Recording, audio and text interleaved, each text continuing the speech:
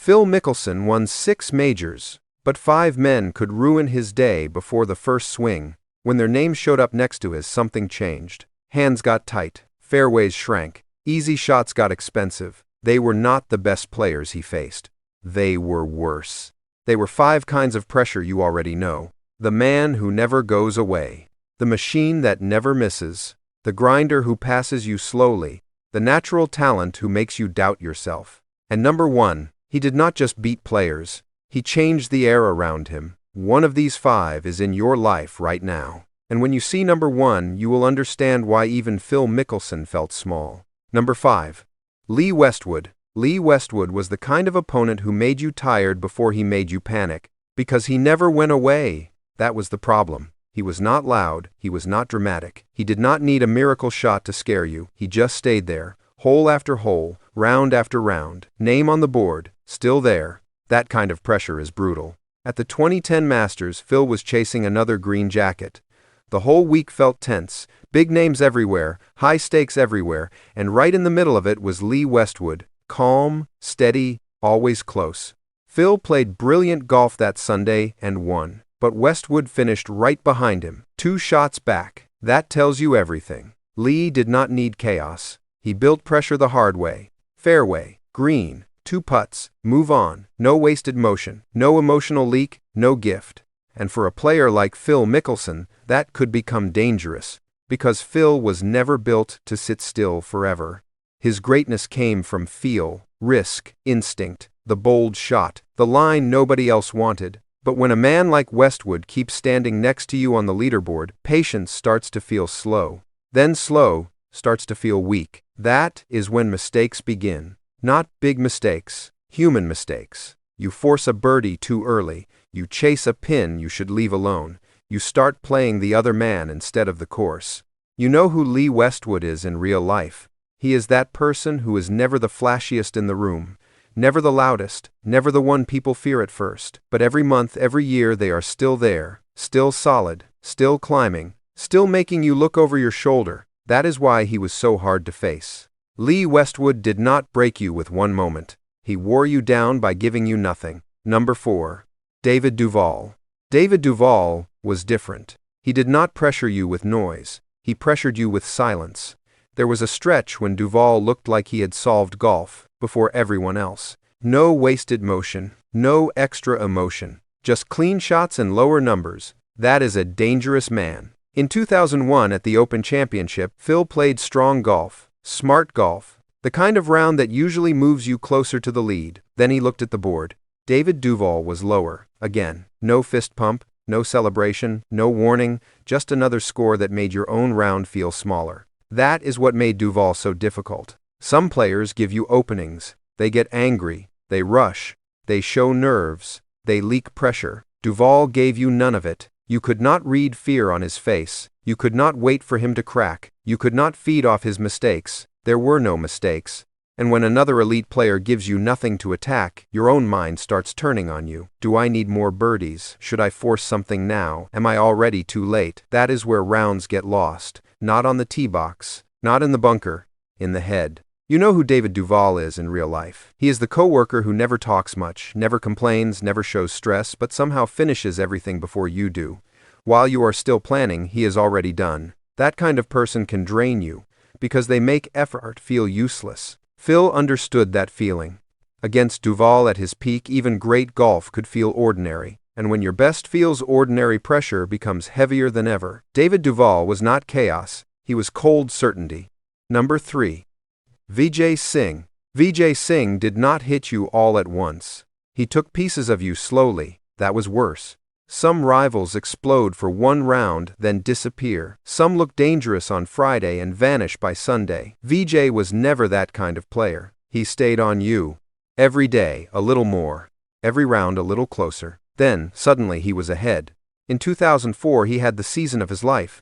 Wins everywhere. Leaderboards everywhere. Big moments everywhere. If you played great that week, there was still a good chance Vijay was waiting for you on the back nine. That becomes exhausting, because he did not beat players with drama.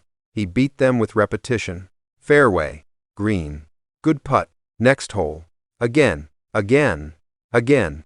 For Phil Mickelson, that could become dangerous fast. Phil's genius lived in freedom, creativity, feel, instinct. But Vijay could turn patience into frustration. You start thinking one great shot will change everything. It usually does not. So you try another, then another. Now you are forcing the day instead of playing it.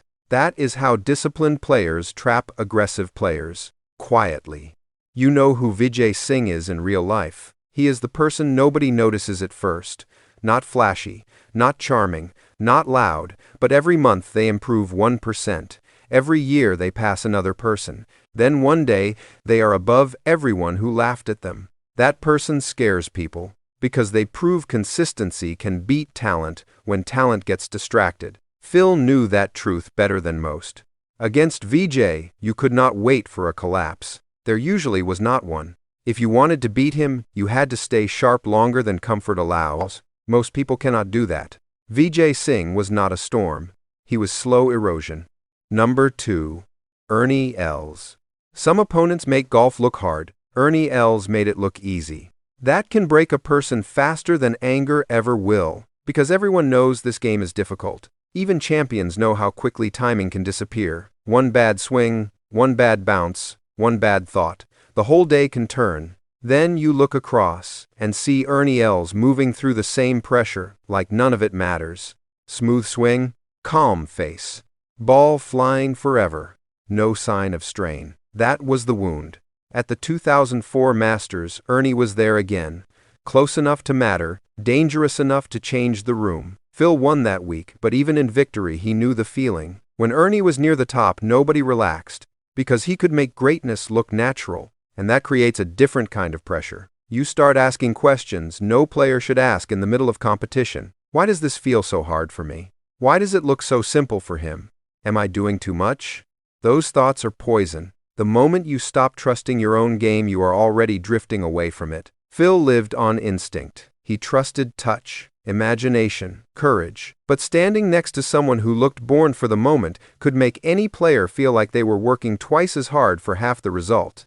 You know who Ernie Els is in real life? He is the person who studies less and scores higher, sleeps more and gets promoted first, walks in calm while everyone else is sweating. People do not just envy that person. They question themselves because of that person. That is why Ernie was so dangerous. He did not need to rattle you. His ease did it for him.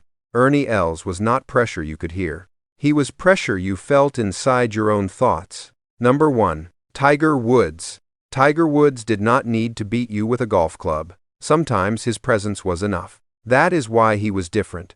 Every great player creates pressure. Tiger created atmosphere. When he arrived, the course changed. Crowds moved faster. Cameras followed every step. Noise rose, then vanished at the first tee. Even players in other groups could feel it. That kind of power is rare. In 2005 at the Masters, he chipped in on 16. The ball paused on the edge. The logo stared at the world. Then it dropped. The roar was bigger than one hole. It felt like the whole property moved. That is what Phil had to compete against. Not just drives. Not just irons. Not just putts. Belief. People believed Tiger would win before the round began. They believed every comeback was coming. They believed every mistake would be temporary. Belief changes everything. A safe par starts to feel weak. Patience starts to feel late. Your own plan starts to feel small. So players chased moments that were never theirs. That is how Tiger beat people before the scorecard explained it. Phil knew better than most. He had the talent to challenge him. He had the courage to attack him. He had days when he was brilliant enough to beat anyone alive. But Tiger asked for more than talent. He asked for nerve. You know who Tiger Woods is in real life? He is the person who walks into a room and everyone adjusts. Voices change. Energy changes. Confidence changes. Nobody says it out loud, but everybody feels it. That is real power. Tiger Woods was not just number 1. He was gravity. 5 names. 5 different ways to break a champion. Westwood was the man who never went away. Duval was the cold machine with no cracks. Vijay Singh was the slow grind that stole ground every day. Ernie Els was effortless talent that made others doubt themselves. Tiger Woods was something bigger. He changed the air. That is why this list matters. It is not really about golf. It is about pressure. The kind you feel at work, the kind you feel in competition, the kind you feel when someone else keeps rising while you are stuck. Phil Mickelson did not become a legend by avoiding those men. He became one by standing there anyway. That is the part people forget. Great careers are not built only by trophies. They are built by what you survive. So now, the real question is not who Phil feared, it is this. Who is the tiger in your life right now? Who makes you feel smaller just by showing up? And who would you become if you stopped running from them? Comment number 1 to 5 and tell me which type is hardest to face. And if you want the next story, I'll show you the one opponent Phil believed he could never solve. The script is complete. We rebuilt it for retention audio flow and stronger watch time. What changed? Hook starts with conflict, not philosophy. Every section uses shorter lines and clearer rhythm. Each golfer feels different, not repeated. Real-life parallels keep non-golf viewers engaged. Every segment pulls toward the next one. The ending invites comments, and the next click.